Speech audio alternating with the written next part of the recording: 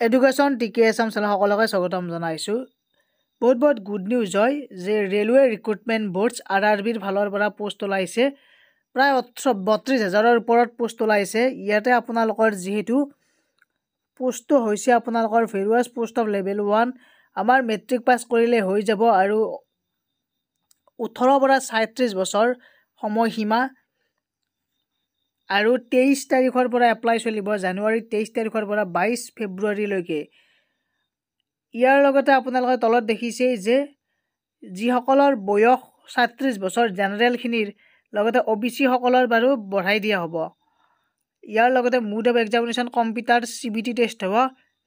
Examination ফিজটো আপোনালোকৰ 500 টকা, যিখিনি আপোনালোকৰ মানে কেৱল PWD ফিমেল ট্ৰেন্সজেণ্ডাৰ লগতে সাৰ্ভিচমেনৰ বাহিৰে বাকী আপোনালোকৰ 500 টকা, কিন্তু সেইটো ৰিফাণ্ড হ'ব বুলি ইয়াত ঘোষণা কৰা হৈছে। মানে ৰিফাণ্ড হ'ব, যিদিনাখন পৰীক্ষাটো দিব যাব সেইদিনা ৰিফাণ্ড কৰা হ'ব তেওঁলোকক। মানে আউট অফ দিছ ফি 500 টকা and amount of Rs 400 shall be refund, 400 টকা ৰিফাণ্ড কৰা হ'ব। আৰু ইয়াতে বিভিন্ন আমাৰ নৰ্থ ইষ্ট ফ্ৰণ্টিয়াৰ ৰেলৱেত বাহিৰেও বেলেগতো আছে, কিন্তু নৰ্থ ইষ্ট ফ্ৰণ্টিয়াৰ ৰেলৱেত বেছিকৈ পোষ্ট আছে আটাইতকৈ। আৰু মেট্ৰিক পাছ কৰিলে হৈ যাব, যিহেতু eligibility of the candidates will be provisional based on details.